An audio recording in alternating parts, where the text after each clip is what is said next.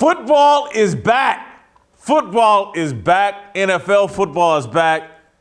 And Dak Prescott is back to being overrated and not worth $40 million. Patrick Mahomes looks like an MVP.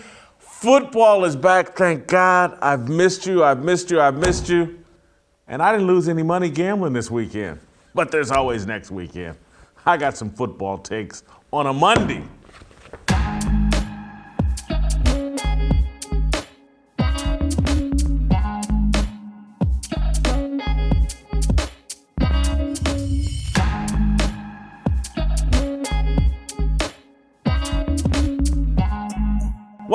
Welcome to Fearless with Jason Whitlock. I am Jason Whitlock, your host. Happy Monday to you and yours. You see this big smile on my face?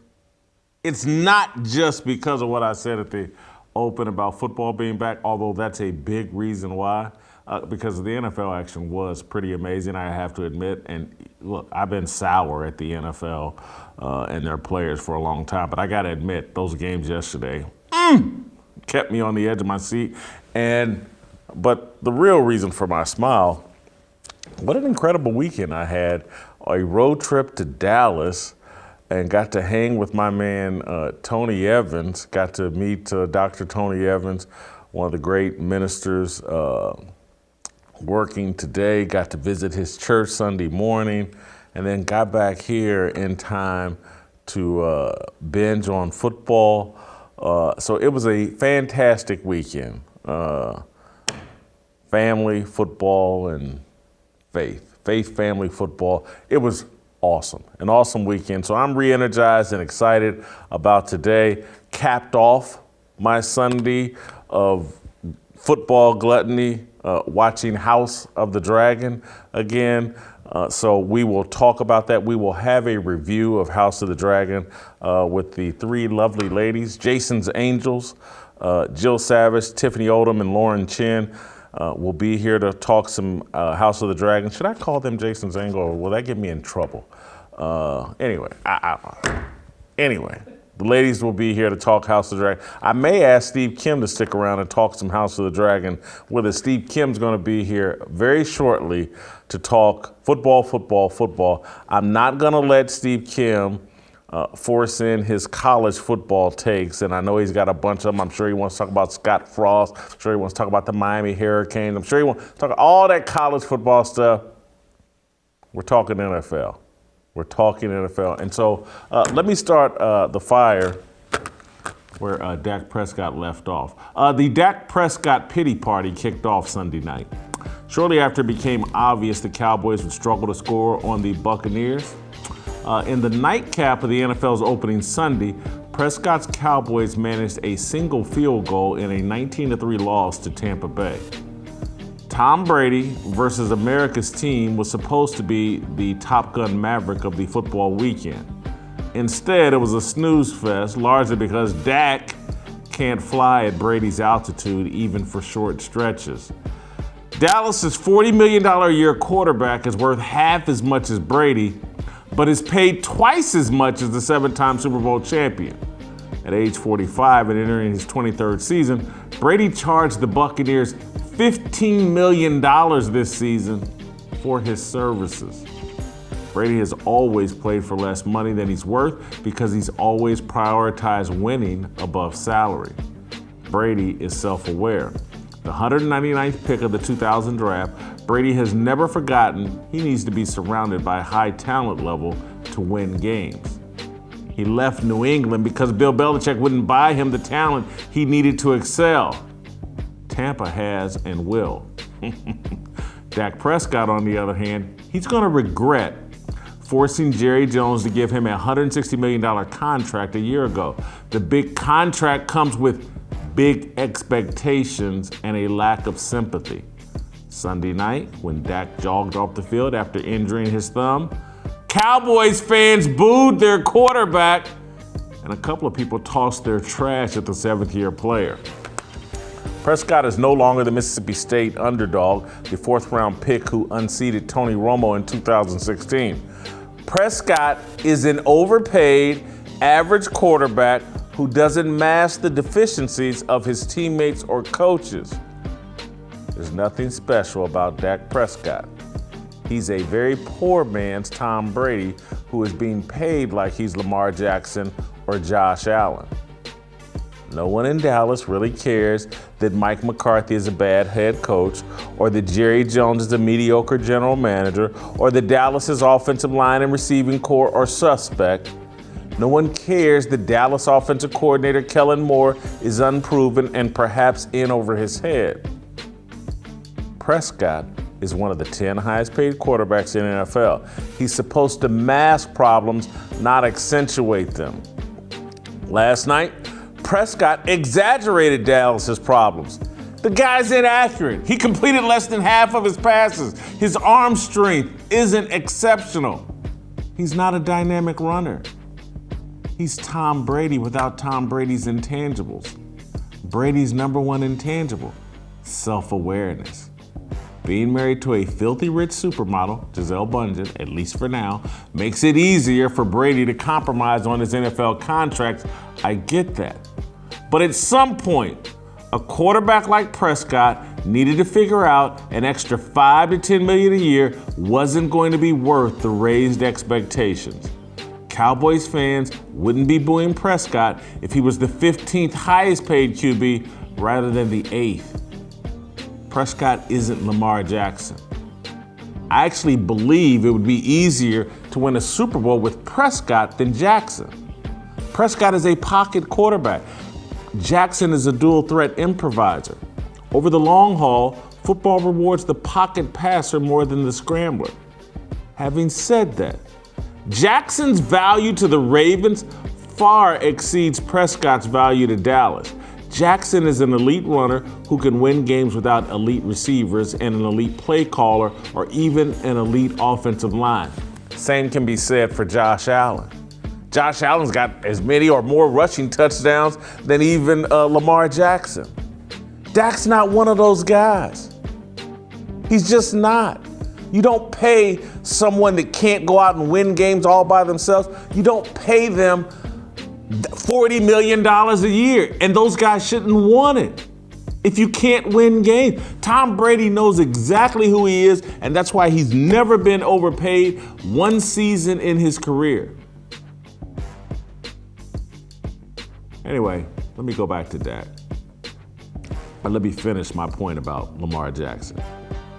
Because Lamar showed a big pair, and he's out there playing without a contract extension. He gave him the Friday deadline. Lamar Jackson deserves whatever. They're going to overpay Lamar Jackson, and he's going to have earned it already. He single-handedly carried Baltimore for 4 straight years. Dak doesn't carry Dallas.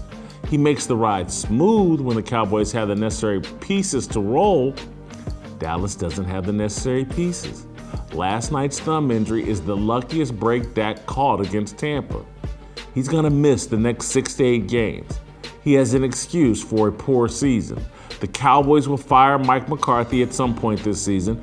Dak will start the 2023 season with his 3rd head coach. It'll likely be Sean Payton. Jerry Jones will ask Payton to turn Prescott into Drew Brees. Payton will fail. Brees had elite accuracy. Dak doesn't. It's going to be a long pity party for Dak. The excuse makers will blame McCarthy and Jason Garrett, who's Dak's original head coach.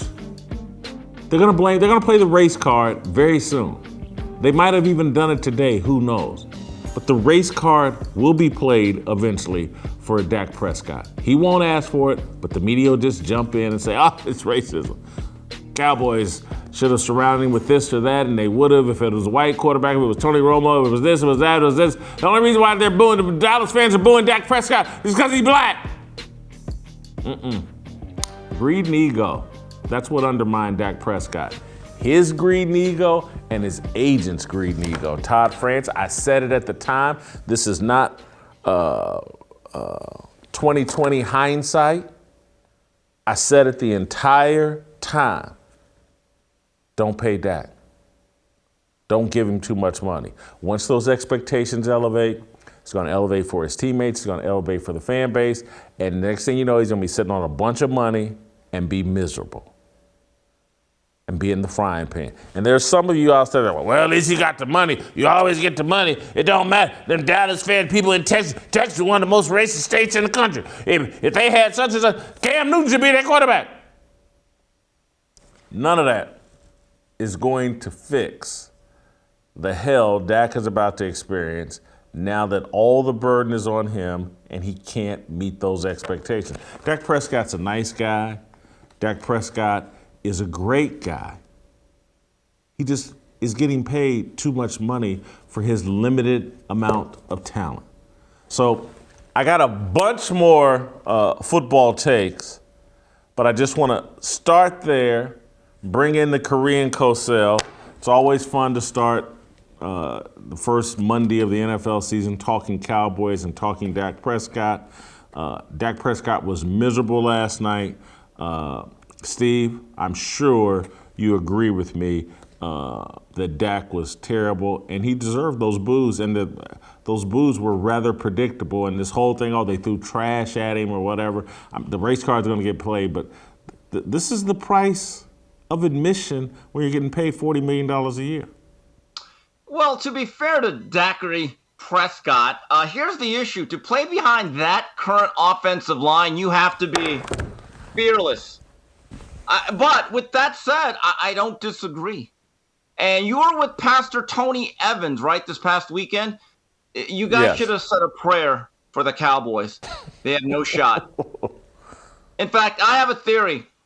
I don't even think Dak's injured. I think he's faking it. I don't think he wants to play behind that line. I don't think he wants to play behind that line because Eric Williams, Nate Newton, Mark Stepnoski, 2-A, they're not walking through that door, and they're awful. And the issue is, Amari Cooper would look really good as an extra target, but if you really think that the next month and a half, 2 months, you're going to survive with Cooper Rush, you might as well start tanking. And if you're Mike McCarthy, call the realtor. Get that for sale sign up on your residence in Dallas because it's over. And now the question is Sean Payton the next coach? But yes, with big paychecks come big expectations, and there is a responsibility. Jason, as I'm watching this game last night after a full weekend of football, one thing hit me.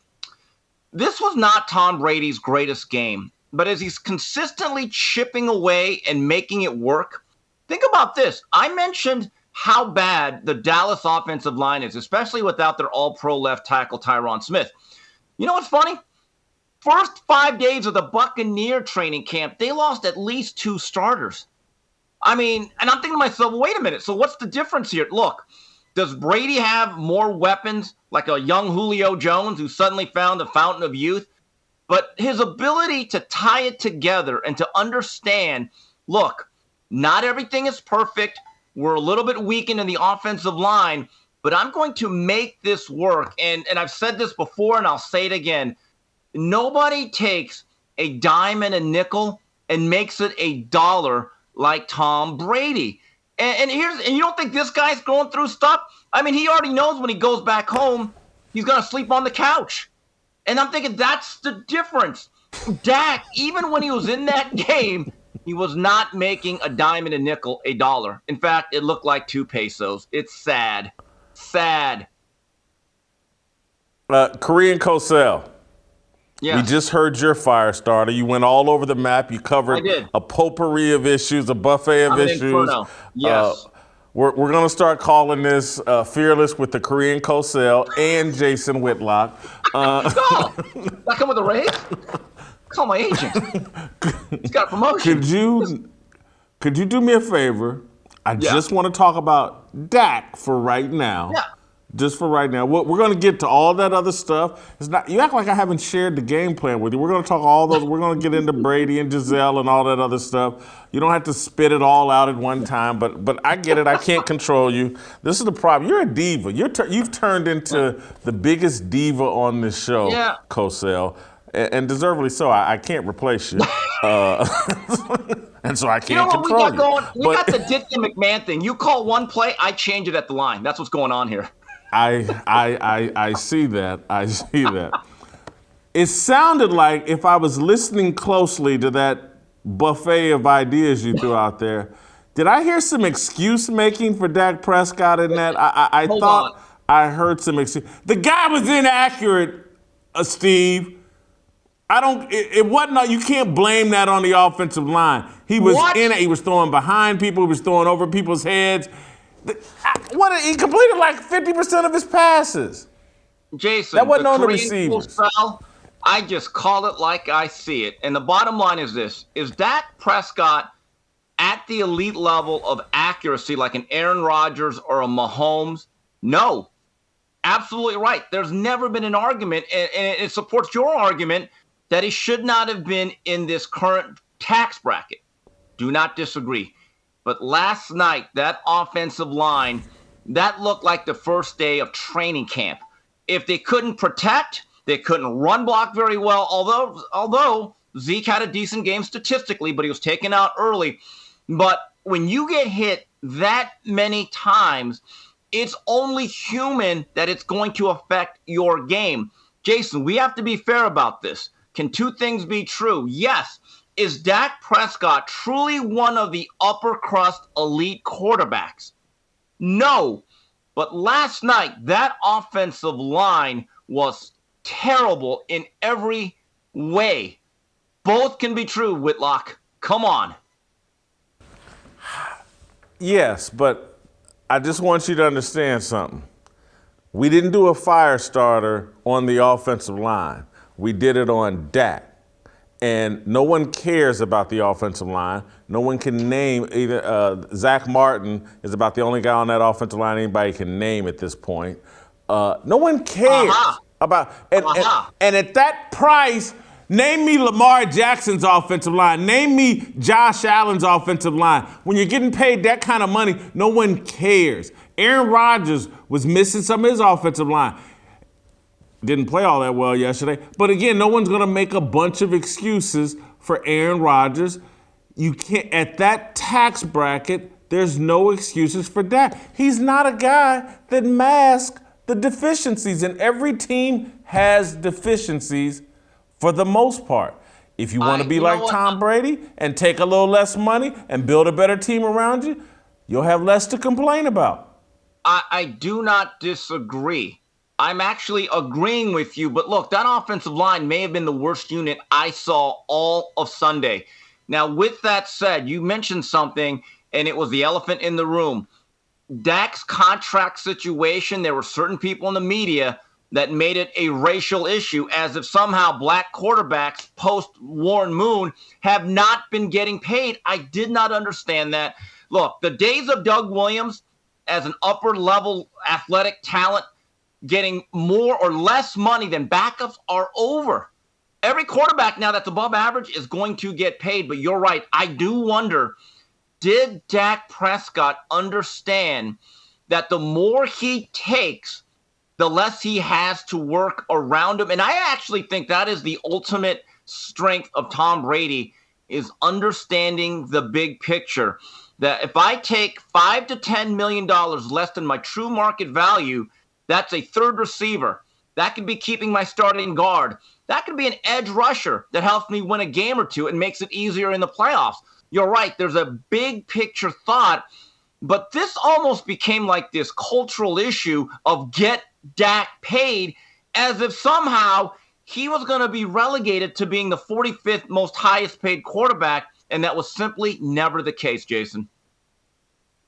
And Steve, I'm going to make the prediction. Someone today or in the next 24, 48 hours is, the Cowboys fans booing him and they threw trash at him. How dare they? And look, athletes have been getting peppered with trash, cups, whatever.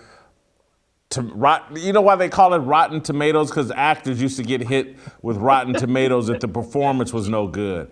The entertainers, this is what when they give a bad performance, this is what goes along with it. But again, we live in this woke society now where everybody will pretend like, that's a bridge too far. How dare they throw something at Dak Prescott? He's got a helmet and shoulder pads on. He's running off the field.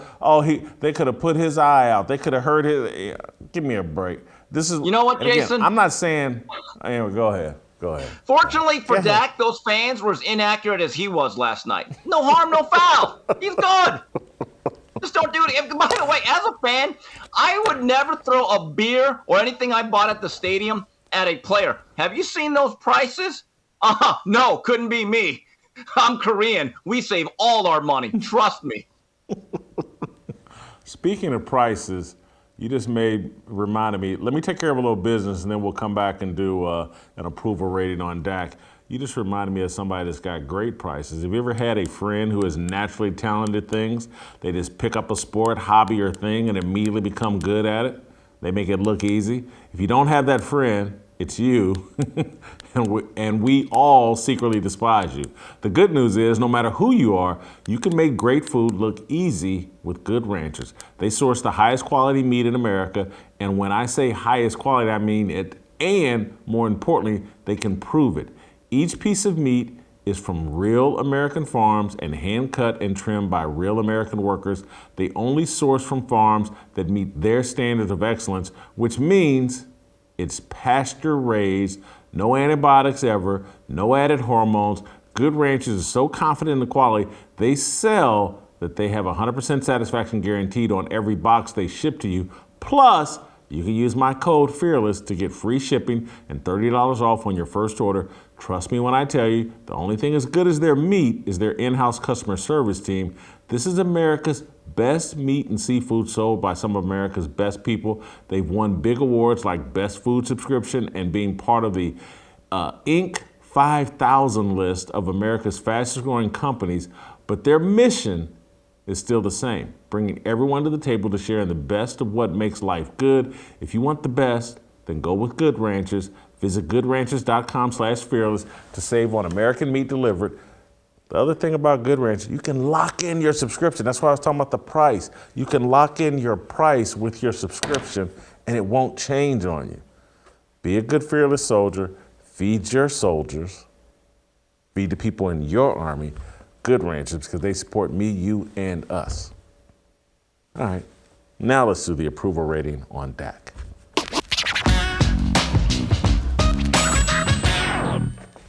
Cosell, we'll see how nice you're playing today. You a lot of times you're kind of weak and you try to be too nice. I don't know how you're going to do it after that 3-point performance the Cowboys put up last night against Tampa Bay. But job performance for Dak Prescott. I went with an 8 here, well below average. Dak's in trouble, and now he's not available, and availability is the greatest ability, so I gave him an 8 in job performance. All right, you know what? Call me Goodwill because I'm being very charitable, but Dakota Rain Prescott, I don't think it was all on him, but yeah, he was poor. That was one of the poorest quarterback performances, but overall, his career's been pretty good, so I gave him a 10. A little high there. Character, I do think Dak's a high character guy. I really do. I think it's unfortunate he let his agent talk him into being greedy here, because I really think it's about Todd France. I really do. The agent has to get the big contract so he can get his next client rather than doing what's best for Dak. But, you know, Dak needs a backbone. I give him a 19 in character. Jason, my view is one of the reasons why Jerry Jones paid Dak is that he acted the part. Is he a Troy Aikman? No. Is he a Roger Staubach? Of course not. Is he even a Danny White, who, by the way, led them to 3 straight NFC Championship games during his run as a starter? But he acted the part. He's a good face of the franchise. He's behaved. And the way he conducts himself, that's something you expect out of a number 1 quarterback. So I think that was a part of it. And with that, I give him a 20. Authenticity, as I said, if he were a bit more authentic, I think he would have stood up to his agent and took a little less money. But Dak's pretty authentic. I got no knocks on him there. I give him an 18 in authenticity. Jason, you know, I got to tell you, there's no one in the world that has a representative or an employee say, hey, you know what, we're going to give you more money unless it's you. No, I'm taking less. Nobody says that. Give me a break. There's never been anyone in the world. No, I don't want that. Tom Brady. Tom Brady. Okay, except him. But again, married to a supermodel. There's never been anybody that's, you know what, I don't want this race. In fact, I want more hours on a graveyard shift for less money. Come on, Jay. Be realistic. These guys have relatively short careers. They have families to feed. So I gave him a 20. Quarterbacks are playing to age 50 now. Yeah. Playing age, and they make a buck. They're playing forever. You gave him a 20 in authenticity. Let's move on to it factor. It factor, look, he's the Cowboys quarterback, so that gives you a baseline of 10 if you're the quarterback of the Cowboys. He's been the Cowboys quarterback now for 7 years. That's a long stretch. So Dak's written his name into the history books. So I give him a 12 in it factor. That's all. You know, he's got a kind of a receding hairline. I give him a 12 in it factor. Yeah. I'm stunned. I'm actually lower than you. You called 10 the baseline. I went with the floor then. I said 10. To me, a Cowboy quarterback pops when they win playoff games. Okay? He really has not had that type of success. I mean, think about, again, I mentioned Danny White. People don't actually look at him favorably, but in his first 3 years as a starter, taking over for Roger Staubach, which is following in the footsteps of Muhammad Ali, well, he did a decent Larry Holmes. He led some really good Cowboy teams and took some miraculous victories from the Niners to keep him out of a Super Bowl. Dak has not even sniffed that. So again, I went with the baseline or the floor. I went with the 10. All right, we both have him at candlelit. Good job, Steve. You're in the ballpark. I got him at a 57. You got him at a 60. Don't go anywhere. I got some more football stuff I want to get to you with. You can email me at fearless@theblaze.com. I got football takes. X.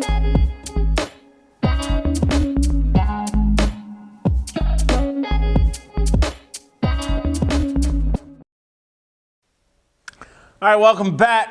Let's continue our NFL discussion with the Korean co-sell, Steve Kim. Steve, I don't know if you saw this.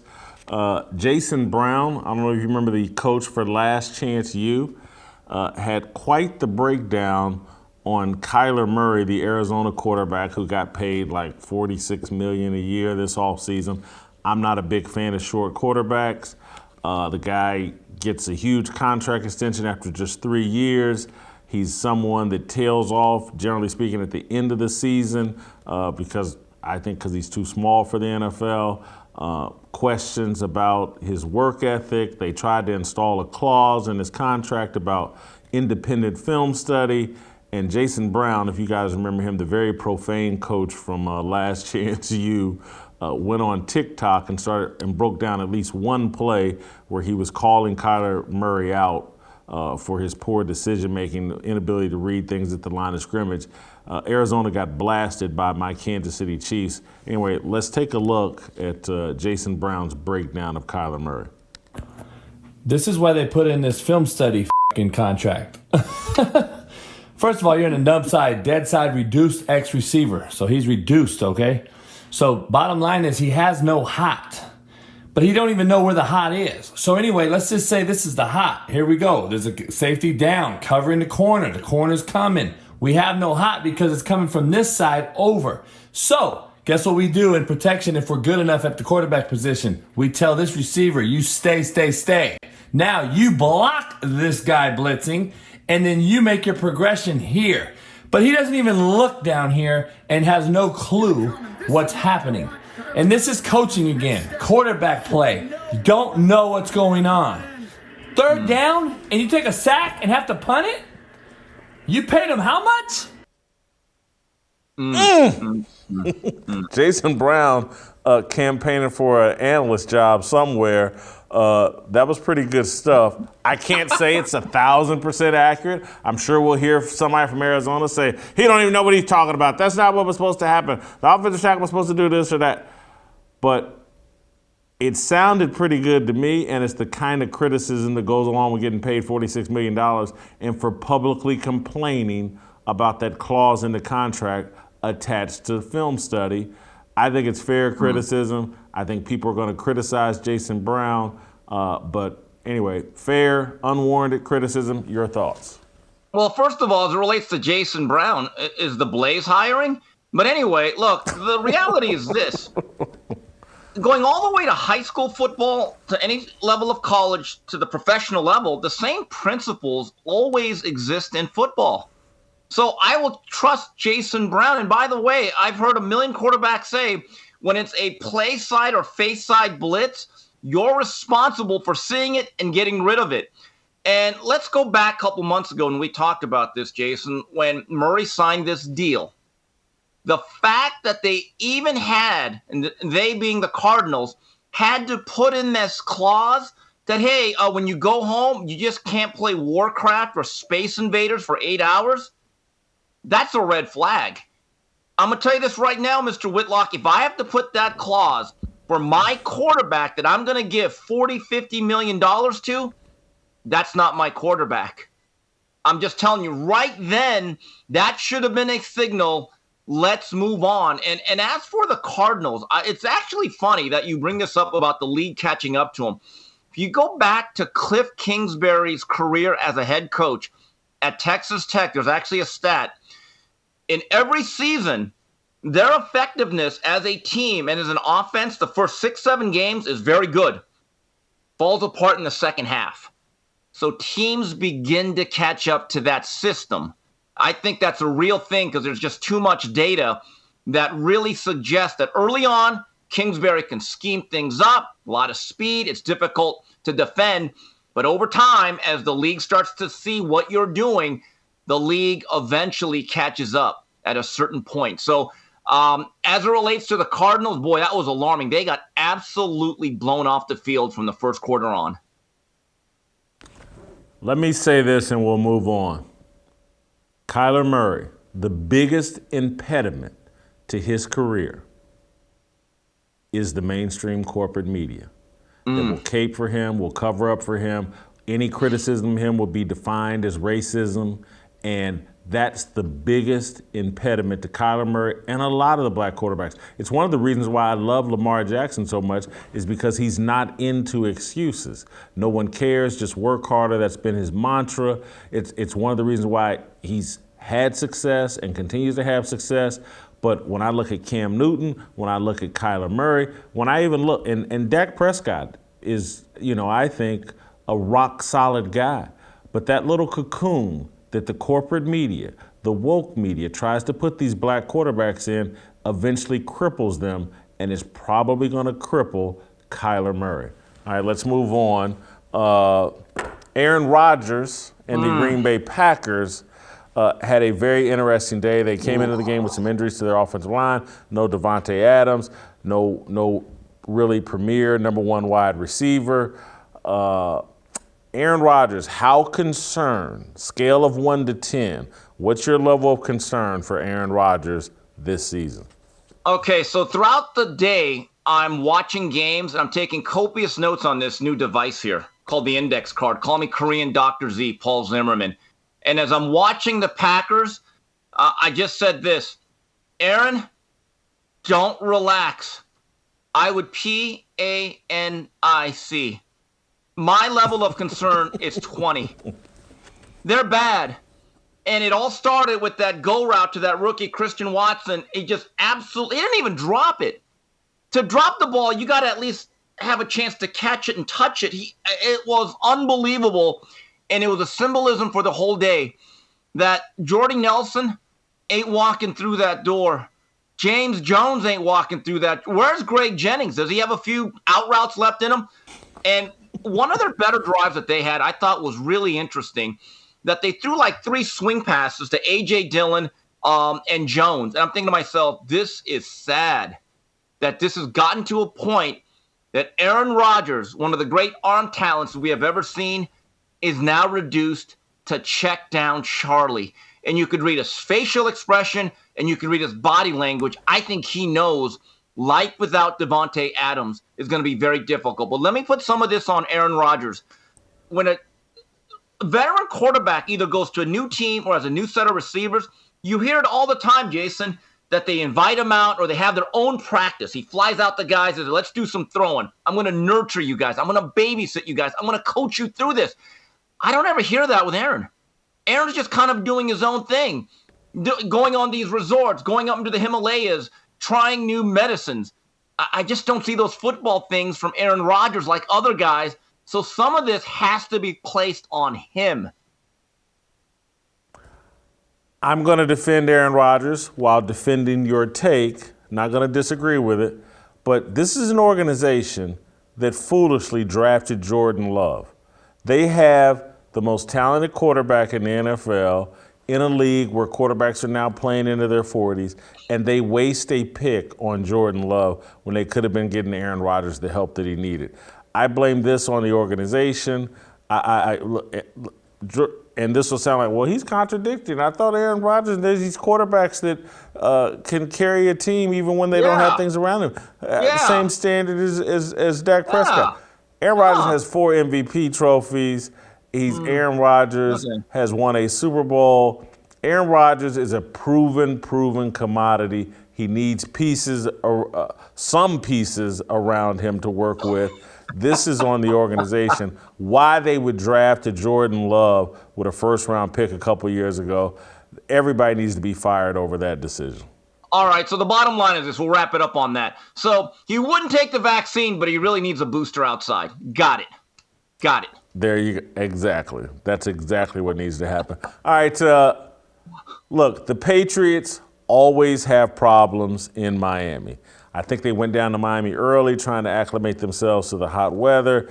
Doesn't work. They get boat raced pretty, relative. They got drilled. Miami was in control of that game from start to finish. Mac Jones, I looked average. Are we witnessing the end of the Belichick Patriots dynasty? How much shine is coming off Bill Belichick absent Tom Brady? A lot. And I am a believer in Belichick. I believe that he is one of the great coaches of all time, if not the greatest. However, when you lose Josh McDaniel, who has been a premier elite offensive coordinator who knew how to structure an offense, whether it was Tom Brady or a young rookie who had a pretty good season last year. And now he's going to actually, I believe, Matt Patricia, who's been a defensive coach his whole life. He's part of your as a co-offensive coordinator. And look, you don't want to overreact to week one. Maybe Belichick puts it together and this is a 13-win team out of nowhere. But you talk or you read the coverage about the New England Patriots. Going back to week one of the preseason, this offense has been an absolute mess. It really has been. And can we be honest about Belichick as the GM? At one point, he was Jimmy Johnson-esque in terms of drafting players and the acquisition of talent. Offensively, as you look outside, they've been a full decade since they really drafted what I would call a good, solid receiver. They've had a lot of busts outside, and Mac Jones has certain limitations that you have to work around. And again, that second and third time around the league, those programs or those coaching staffs, they absolutely wall you into what you cannot do well. I think this is a team that's really going to struggle. I'm absolutely stunned that Belichick did not do a better job of replacing Josh McDaniel.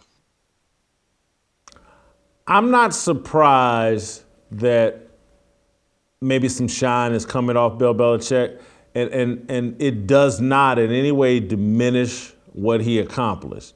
The guy's just been at it for so long. It's just hard for me to believe he can rebuild another dynasty in New England after having a 20-year reign. Anybody's going to fall. Muhammad Ali fell off at the end. And so maybe that's what we're looking at here with Belichick last year and again this year, this is Leon Spinks beating up Muhammad Ali. This is Larry Holmes. Come get him, throw in the towel. This is Trevor Burbick in the Bahamas. So Larry Holmes holding up Muhammad Ali. I just think I'm not gonna jump overboard and to be like, well, Belichick was overrated and Tom Brady carried him. I'm just gonna, man, when you've been doing it that long, eventually you just can't do it anymore. And maybe that's what we're seeing here in New England with Bill Belichick. I Yeah, players matter. Look, did Brady make a difference? Of course. I'm I'm of the belief that when you have Tom Brady as a football coach, your IQ goes up 100 points because players matter, especially quarterbacks. But I go back to this.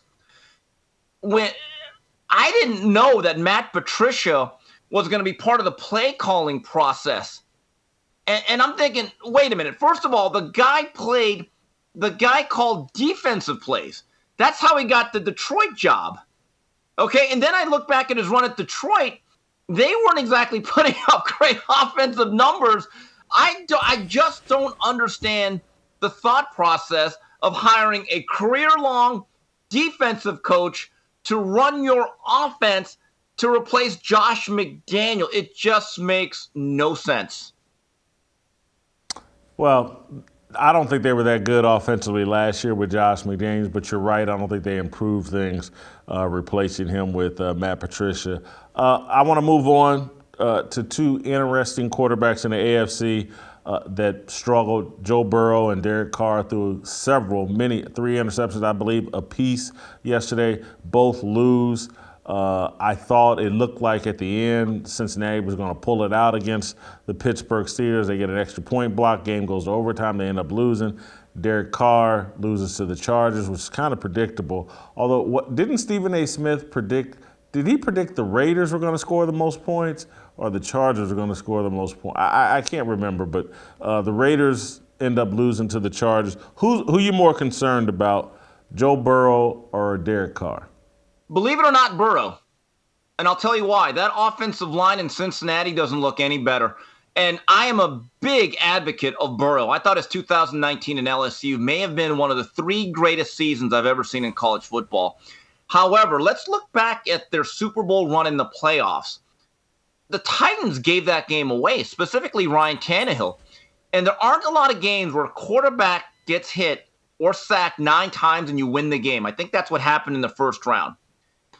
Patrick Mahomes, I thought at the end of the half of that championship game, swung that momentum.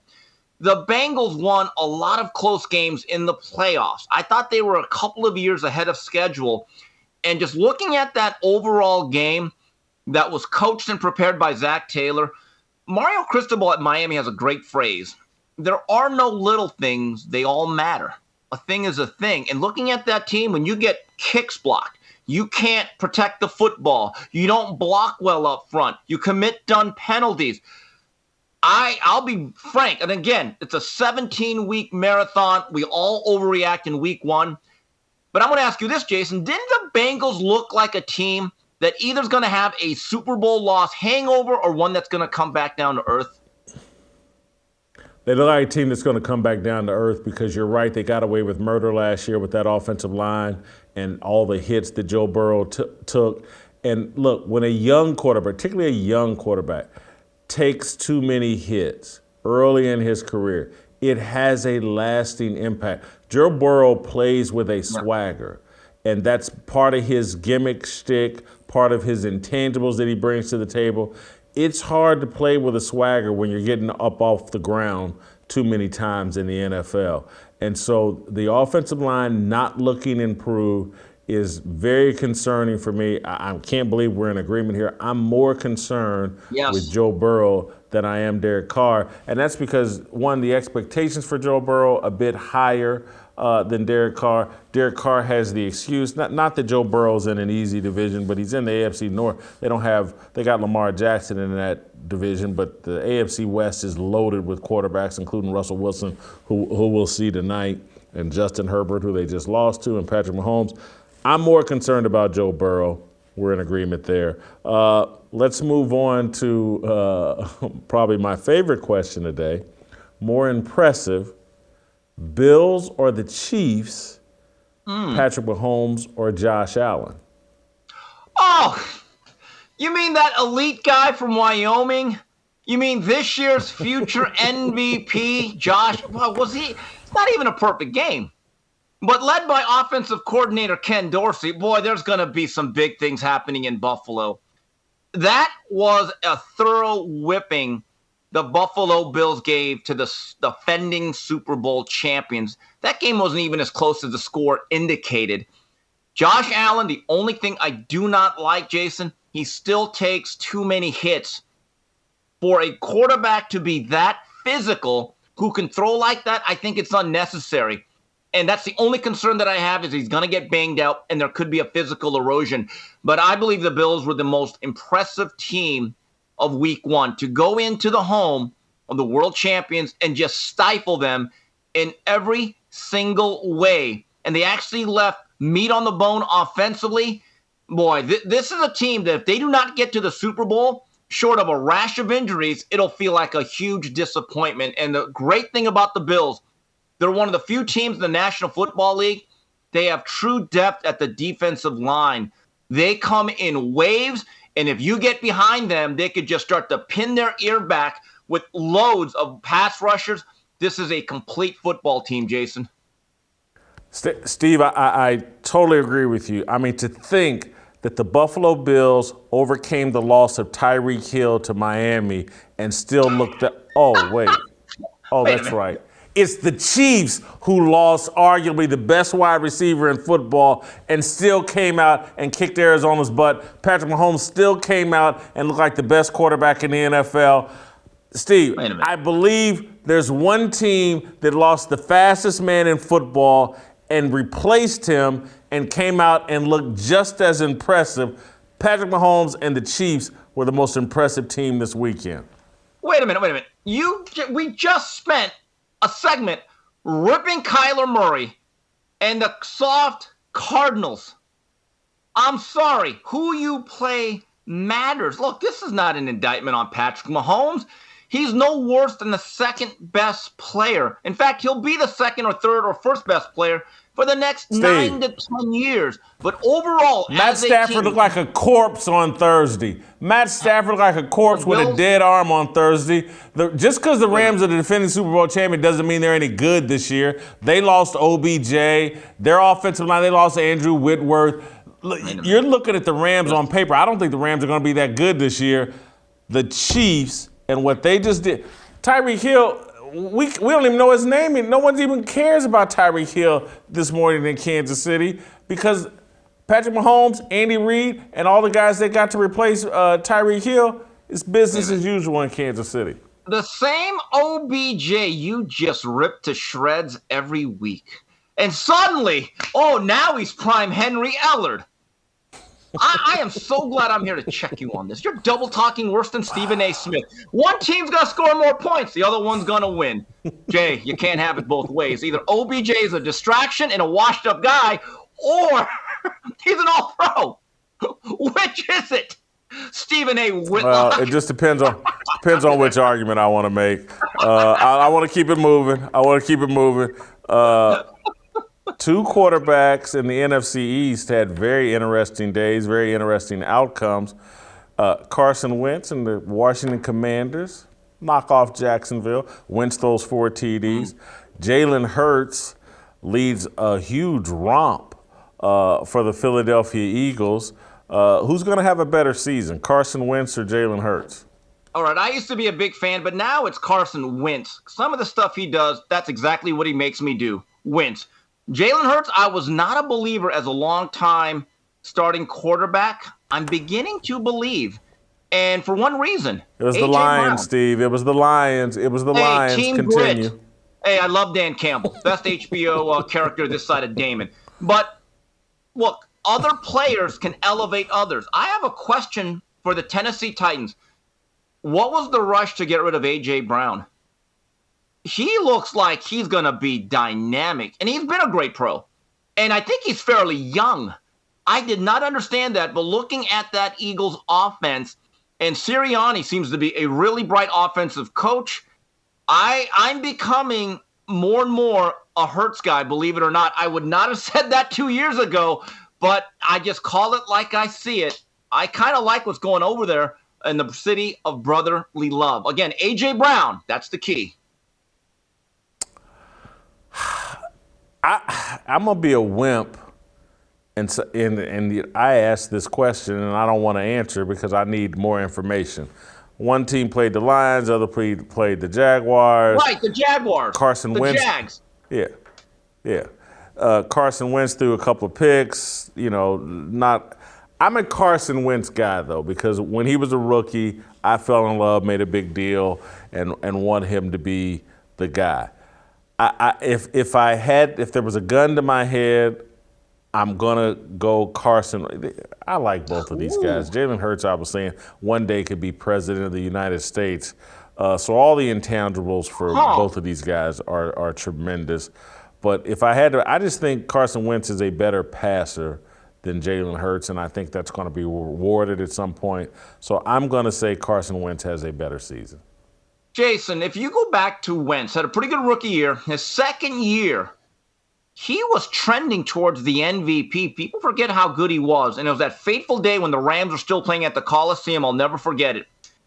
Instead of running out of bounds near the goal line and acting like a quote-unquote white quarterback, he tried to dive into the end zone. They wrecked his knee. Jason, can we be honest about it? He's never been the same. He's never been that same guy. And I was rooting like crazy for this to work out in Indianapolis. And for 15, 16 weeks last season, that was one of the great feel-good stories of the year. And he had Jonathan Taylor, who is an absolute workhorse franchise back, but he imploded late. That his old coach even said, we got to get going. Now they have Matt Ryan. That's an indictment on Wentz, is it not? A little bit, but we'll see. A little bit, huh? I have not given up on Carson Wentz, and I wish him well. Last but not least, not quite last, because I'm going to do one more with you, and I'm going to bring Jill Savage out here for the next one after this. But anyway, bigger balls, and I think we'll both be in agreement here. Who had the bigger balls this weekend? Brian Daboll, new coach of the Giants, who went for the victory against the Tennessee Titans and was rewarded, or Lamar Jackson, who walked away from his contract talks, went out there and played without his contract extension and led the Ravens to an easy victory, looked like his old self. Lamar Jackson, all 3 touchdown passes from the pocket. Bigger balls, Daboll or Jackson? Oh, Lamar. It's not even close. Look, a first-year coach with a bad team on the road as an underdog going for 2 will never really get ripped. I mean, first of all, the book says if you're on the road, you're the inferior team, try to win that game with 1 play. Plus, it's game 1, okay? As for Lamar Jackson, he is playing for hundreds of millions of dollars with really no safety net, with what is, I believe, a more dangerous style of quarterbacking. So there's no doubt in terms of who's really playing Russian roulette with live bullets, it's that man, L-Jax. Not even close. Yeah, I got to agree with you, Cosell. Lamar Jackson, clearly the bigger balls here. Daboll, he's playing with house money. It's his first game. He's playing the Tennessee Titans. No one's expecting him to win. It's a bad look for Mike Vrabel and the Titans and Ryan Tannehill that they lost that game. But Lamar Jackson to go out there and do what he did from the pocket and as a passer with all that pressure on him trying to get a contract done, pretty impressive. All right, Steve, I'm going to have you stick around because I want to talk a little bit about, did Tom Brady snub Gisele and his kids? Do we have more clues into what's going on with Gisele and Tom? Are we looking at the breakup of another celebrity couple? Feeling all kinds of free. These words are our religion, all regrets and our decisions. We all want to go to heaven with freedom. It's my obligation, no hate, discrimination, raising up your hands for freedom. All right, welcome back. Jason Whitlock, Fearless with Jason Whitlock. We're still joined by the Korean Cosell, Steve Kim, but we're now also joined by the very lovely Jill Savage. Because we want to talk about, and you'll also see Tiffany Odom and Lauren Chen also here in studio with us. But for right now, it's just going to be me, Jill, and Steve talking about Tom Brady and Gisele. Our good friend, Michelle Tafoya, a friend of the show, noticed something very interesting with Brady's post-game press conference. Michelle said that, generally speaking, Tom always mentions Gisele and his kids at the end of his press conferences on field. He did not last night. which is fueling speculation that there is problems with Brady and Gisele, America's first couple. Anyway, let's take a look at the post-game interview, and I'll ask Steve and Jill what they read into it. Tom said to us last night, what a way to start the season, on the road, on Sunday night, and with a win. You said that falls for the defense? Yeah, defense deserves this. They played amazing, and we have a lot to clean up. Obviously, it was a pretty bad performance in the red area by us. Didn't get the ball in the end zone, but good to get a win on opening night, and we have a lot of football ahead. So try to get healthy and go play a team that we've struggled with the last couple years in the Saints next week. You are officially now the oldest quarterback to start a game in the NFL. What was it like to get back out here?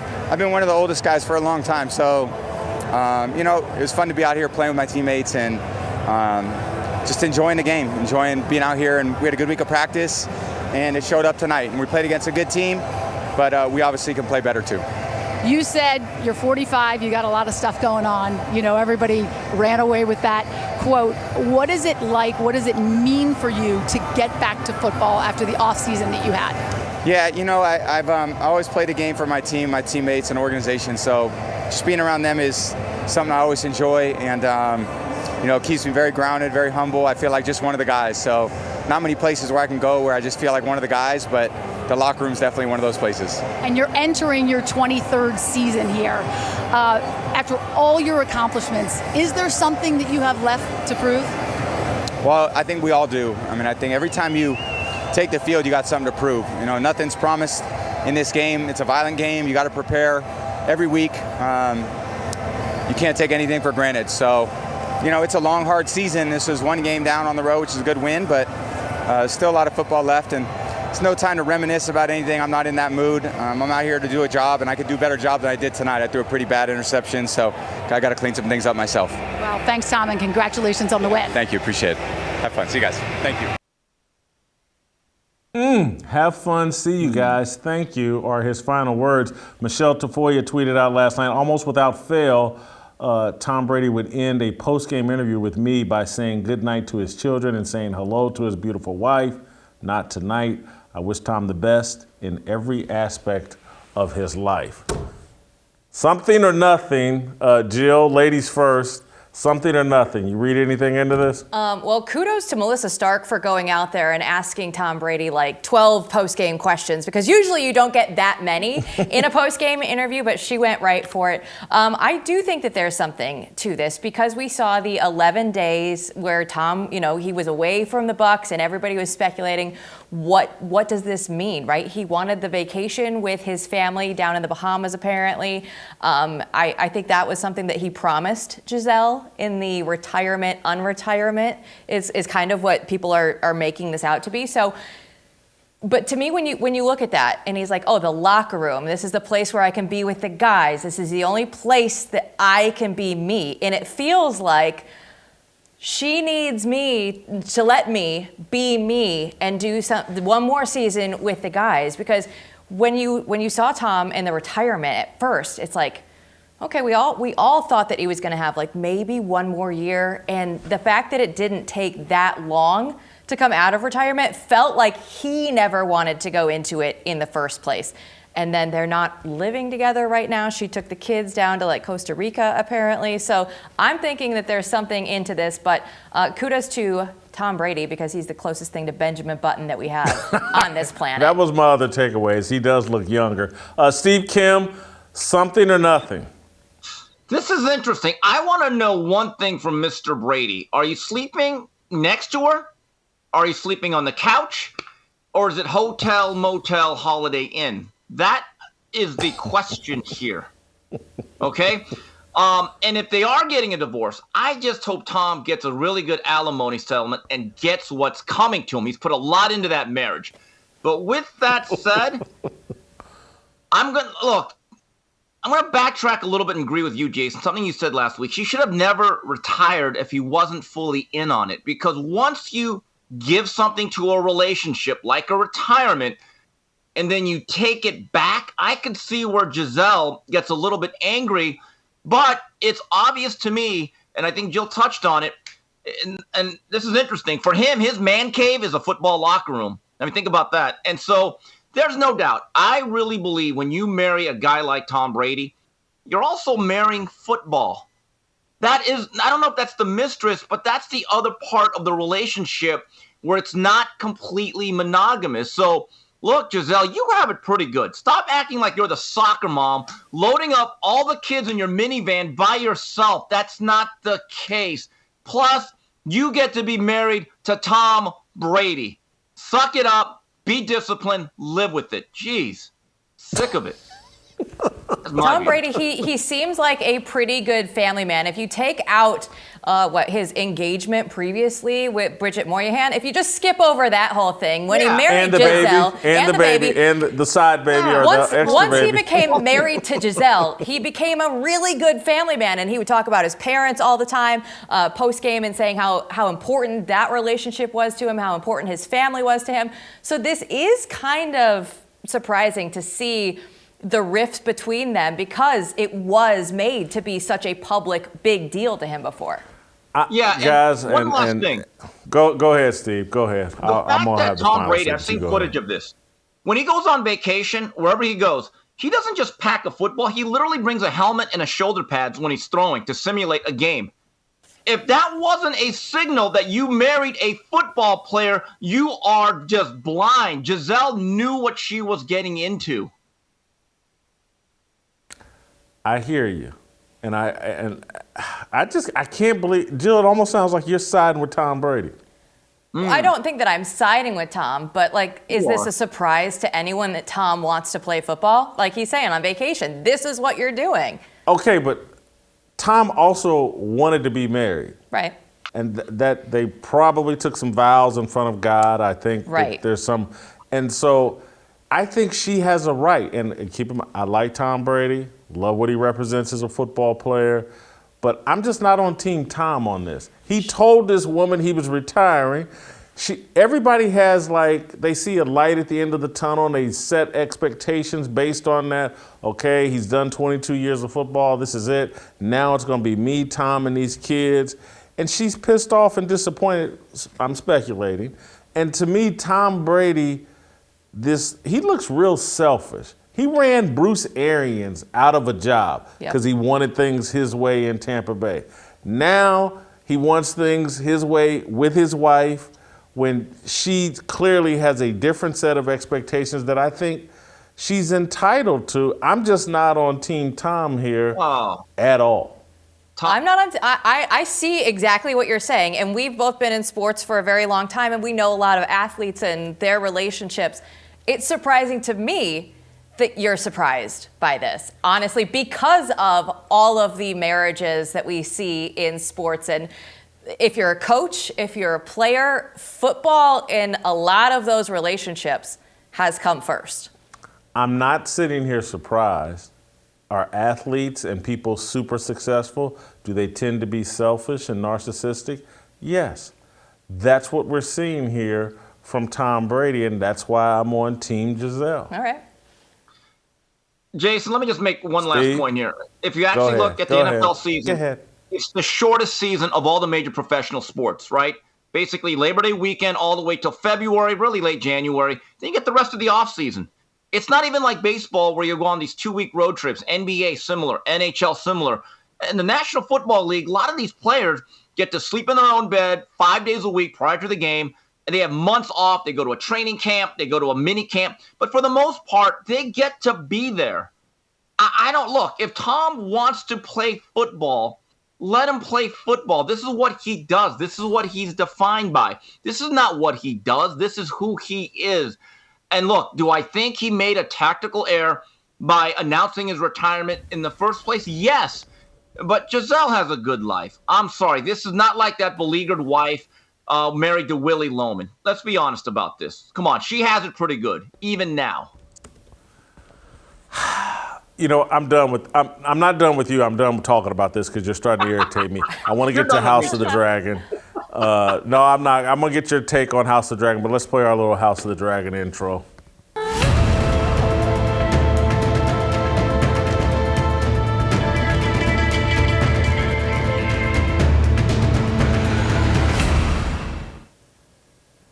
All right. I watched House of the Dragon last night. I thought it sucked. I'm now hate watching House of the Dragon. I think I don't like any of these people. It's turned into a soap opera. It's turned into softcore porn. It's a show that has a clear message of that there are no rewards for morality. I'm now hate watching House of the Dragon. It's nothing like, or I won't say nothing, but it's too far removed from Game of Thrones. Steve, I'm gonna give you the first take, and then I'm gonna let you go because I know you've been watching and I asked you to watch it. Get us rolling here. I don't like House of the Dragon. I'm gonna continue watching it, but I don't like it right now. This is amazing because all those reasons you listed is why I'm loving it.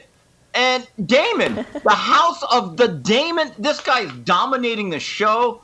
Oh, God. Okay. The episode yesterday, as much as I like Damon, it actually disgusted me. I thought he was being the good uncle, taking little Princess Riri out, showing her a good time. Then they go into the House of Ill Repute. I'm thinking, oh, God, Damon. But when he started, kind of hitting on her, and I'm like, oh, no, this is some R. Kelly stuff. Keep this trapped in a closet. Keep that down low. And I think I saw some tongue, and I'm like, oh, gee. But Damon showed some restraints. Like, you know what, Damon, you're okay. But then little Riri goes out there and crowns the knight. And I'm thinking, wait a minute, wait. First of all, we had some second-level incest. Now we have some pedophilia. So there's all sorts of messages. But the fact that Damon is back in the bad graces of everybody and is going to be an enemy, oh, yeah. I'm not hate watching. I'm love watching. The House of the Damon. What a great show. But again, I was disgusted at the end when they gave her the tea and it wasn't Lipton to right some ill wrongs. And I'm like, is this an abortion message? I hated that. But Jason, I can't lie. You got me hooked on something. I'm enjoying it. Damon, keep up the bad work. I'm enjoying it. See, this is why I only wanted you on for a short time. Bye, Steve, because your take is terrible and it's wrong. All your takes today. Bye. Damon didn't pop his little blue pill last night, and that's why he came up short. And you know what's weird? When I was first watching it, I had to watch the extra stuff at the end where they talked to figure out that he didn't sleep with her. So if you don't watch the extra stuff or read the reviews, you can get misled. But anyway, Lauren, I don't like House of the Dragon. It's too negative for me. There was a lot of things that happened last night's episode, and previously I was on here. I said I was a big fan of Damon's character, and I just want to preface this by saying I'm still interested in his character. Obviously, pedophilia plus incest, not cool. But if people have followed Fire and Blood, they knew that this was going to happen, that there is this kind of relationship that's blossoming between uncle and niece. And we had some incest in Game of Thrones between Cersei and Jaime, and then later toward Daenerys and Jon. I would say this incest is actually worse if we can quantify and rank incest, because we actually have uncle versus niece. So not only is there the, blood relation, but there's also the age difference, right? I mean, supposedly this is a girl he's seen grow up, and now he's preying upon her. I actually think, though, that, him taking her to the brothel and kind of being seen making out with her, I think that was purposeful on his part, because I think, and, you talked about how you like that kind of fight for power aspect of Game of Thrones. I do think that this was more than just an incest scene. I think this was Damon trying to ruin Rhaenyra's reputation so that then, no one else wants to marry her. I guess I'll marry the queen, if no one else will take her. So, and we did see Damon very quickly offer that to his brother. So I think this was actually being a little bit strategic on Damon's part, not just a pervy uncle. I don't like it, Tiffany. I like it, but I like the gore of it. And it's very evil too.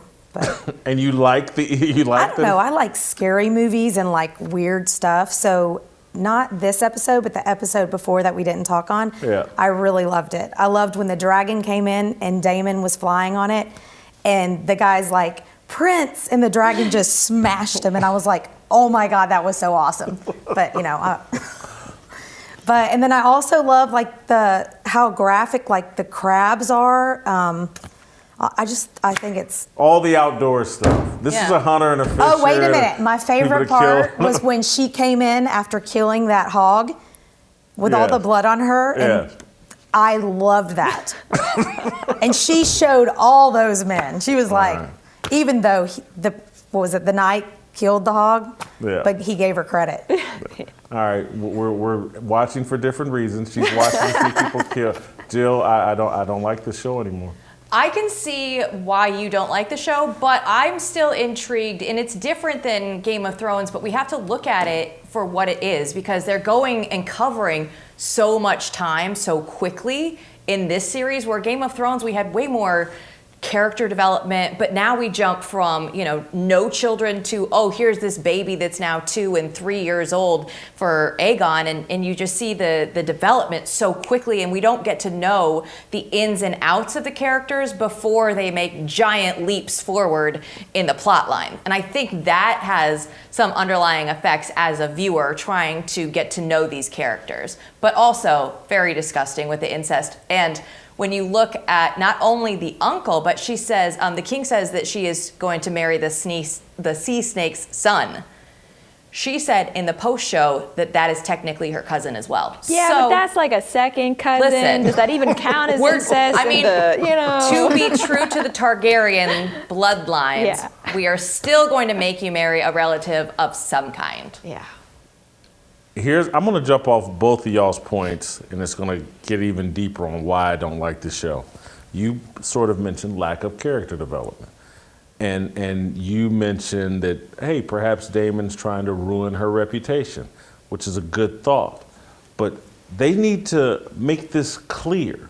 And it's just like, even with the hand, Otto, I'm unclear what his motives are. Are his motives negative? Were they really trying to do what was best for King Viserys? When he squealed on Rhaenyra, what were his motivations? And again, when a show, unlike Game of Thrones, that had all these different plot lines and characters spread out all over the 7 kingdoms or whatever, this is basically focusing in on one family, and I'm not sure of the motivations of the characters here, and things need to be made more clearly rather than vague. Because again, if I had understood in any kind of way, that Damon's being like Littlefinger, because it seemed like when Littlefinger in Game of Thrones, when he was doing something nefarious or whatever, I understood. It was kind of clear, he's doing this to try to provoke X, Y, and Z. I don't understand Otto's motivation clearly enough. Clearly he wants his grandson to be king or whatever.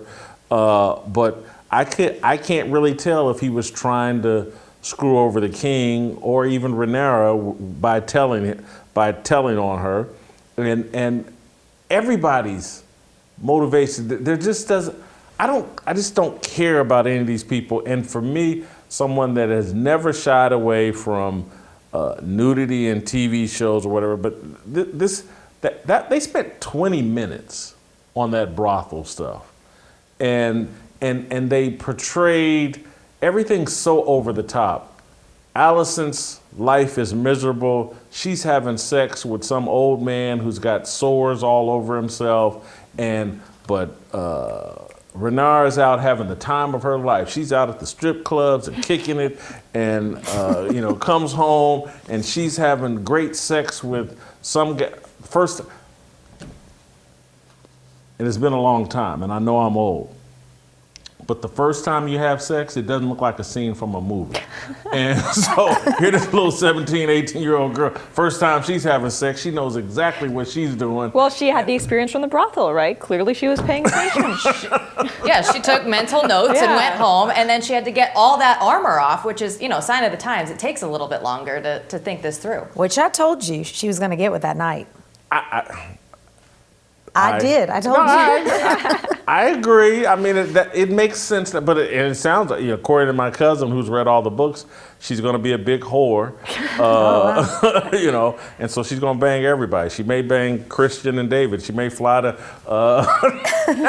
Nashville. Who knows? But I was just kind of turned off. Like, I don't need 20 minutes to get your point here. That because I think it started with Allison was holding her crying baby, and then she gets woken up in the middle of the night at 1 a.m. What do they call it? The owl's hour or whatever. And she got the medieval equivalent of the "you up" text. Pretty much. Yes. Yeah, she got booty called by the king, and she's miserable.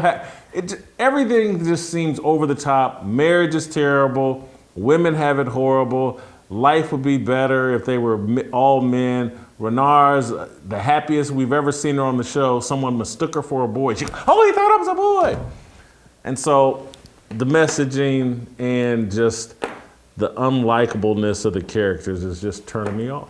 Well, I do agree that they, especially the past episode, really were driving home the message that being a woman sucks under patriarchy. But I kind of took issue with that because, I mean, on the one hand, specifically with Allison and Viserys, they have been kind of portraying them as actually compatible together. They're both more of the soft-spoken characters.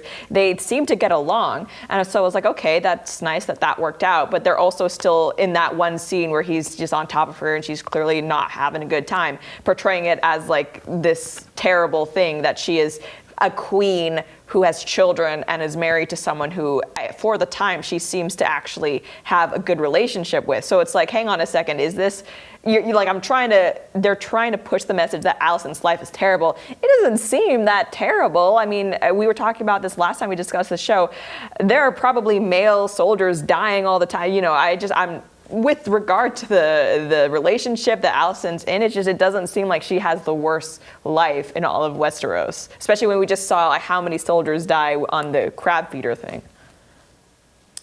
I look at it and I'm right there with you. When you look at what Allison has been doing, she has to get married for power, right? She has no power inherently, so she had to get the king and by way of her father and the manipulation and everything that went into that. But just the way that they showed Rhaenyra going out with her little fling and Alicent going and having to, perform her marital duties, that scene was very powerful and just saying, oh, look, one is good, one is bad, when if you have any morals stuck to this, it's the exact opposite of what the show would be portraying, but it's HBO and they all want to make sure that everybody can just go out and 60s revolution and go have yourselves a good time. Yeah, brothel with your uncle sex is way better than marriage. For sure. and just in case you're wondering, we have that potion tea for you at the end, even in medieval times, that you still don't have to worry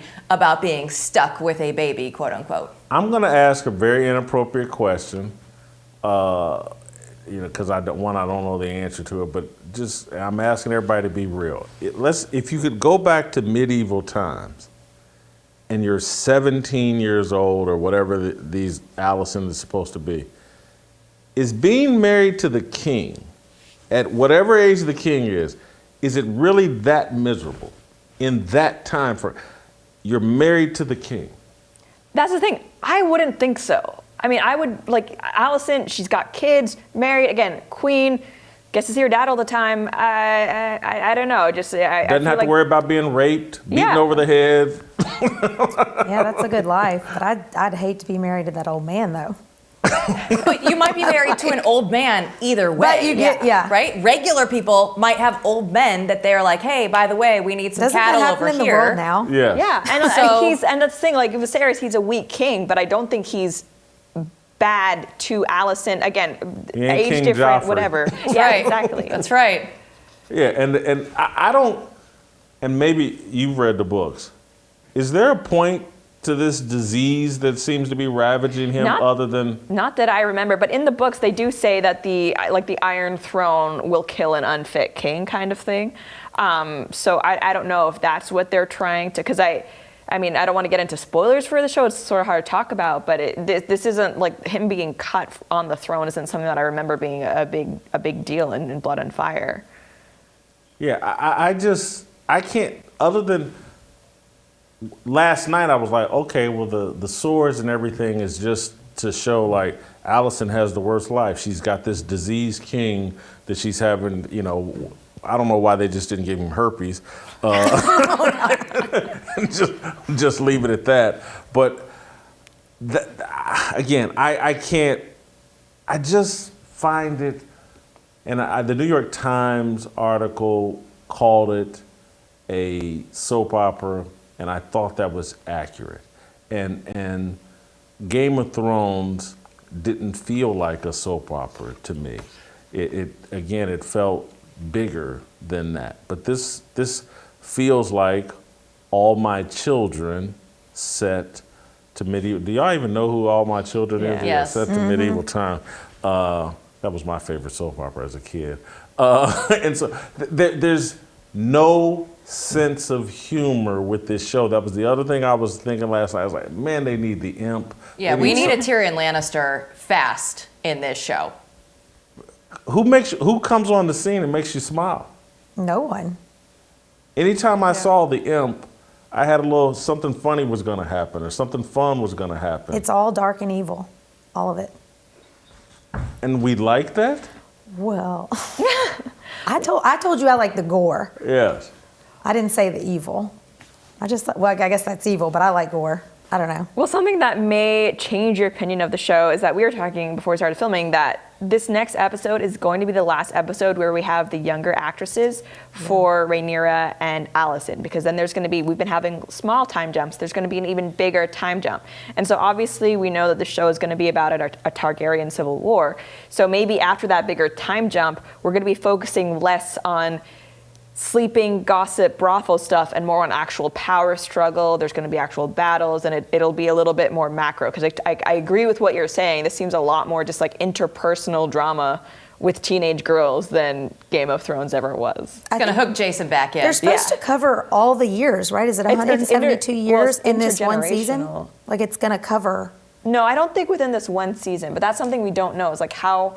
That's like, what I heard. No, not in 10 episodes. They're not going to cover 172. Well, I think that's why they're jumping in time so fast. Yeah, but I think they've already renewed season 2 of House of the Dragon. Oh, they did. Yeah. So, I don't think they're not going to do this in 10 episodes. Again, this show seems targeted at little girls. I hope they're not watching this. I hope parents out there realize, okay, HBO probably red flag, but also it's like coming from George R.R. Martin. This is not a kid's show. Do not let your kids watch this. Don't you think kids are watching it? I think they are. They probably are. Be.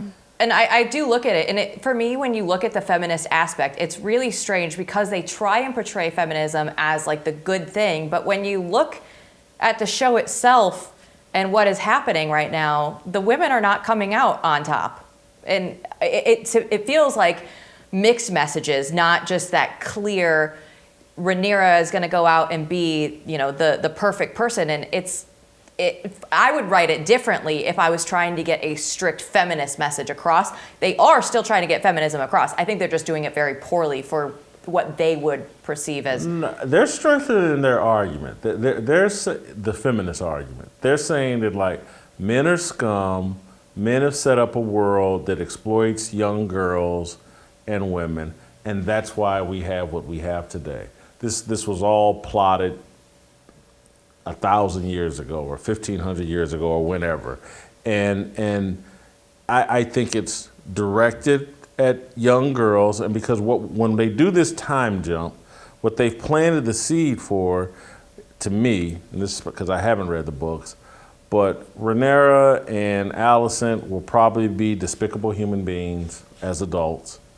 And you will have been told, well, the reason they're despicable human beings is because of this world that men put them in. And and no one else has a redeeming quality or character. There's no heroes. Maybe this Sir Christian, maybe the guy that she slept with, maybe he turns out to be the good guy. But right now, it's just a hate watch for me. I may start watching Rings of Power. Okay, so you should definitely start watching that, but that will also invariably be a hate watch for you because it is terrible. Well, at least this is interesting, though, right? It's interesting. This is interesting. Yeah, it is. You find it interesting? Yeah. I wouldn't watch The Lord of the Rings. Yeah, it's the new one. Yeah. I like the old one, not the new one. Lord of the Rings sounds more nerdy, so I'm going to stick with this show. In comparison to Game of Thrones, Yes. your thoughts on this show 4 episodes in? Game of Thrones last season was standing. Game of Thrones wins far and wide. But again, I think it is because we don't have any of the character development because we are rushing through and doing all these time jumps. But they could add some humorous dialogue along the way. That would not kill the show. We need it. We need a comic relief every now and then. They're not really letting you get attached to the characters at all. Yeah, which again, I don't think it's the time jump thing. Because Game of Thrones had so many characters and so many different storylines going on everywhere that they're just focusing on a handful of people. Right. And again, none of them are any good, and maybe that's true. The Targaryens and everything was so bad, but there's got to be some good in the world. But you know, TV, pop culture has moved completely away from that thing. Again, I'll go back to my point. The whole point of Hollywood and corporate media seems to be there's no reward for morality. Well, and I guess what the people who wrote the show probably think is that Rhaenyra's feminism, that is the morality. That is what's good in this show. But obviously, if you don't agree with that, then that kind of leaves nothing. But I think from the people who are writing it, their perspective, her coming into her own and being a strong, independent woman, that's probably like the moral compass of the show. And maybe that's why I don't like it. All right. Thank you, guys. Later this week, I've asked Lauren to come back because The Woman King is coming out, the new Viola Davis movie, and so hopefully we'll review that on Friday. So more pop culture talk on Fearless. We'll see you tomorrow. Nothing in life like freedom. Came like a fighter, striking like a ladder, making all these moves for freedom. I want freedom. No negotiation, my sister, no relation. We all just wanna have freedom. Sitting on a corner, never been alone. I'll break my back for freedom. Blessed, we are living, get back. We are receiving, no deceiving. We all wanna be free. We want freedom. I wanna be, I just want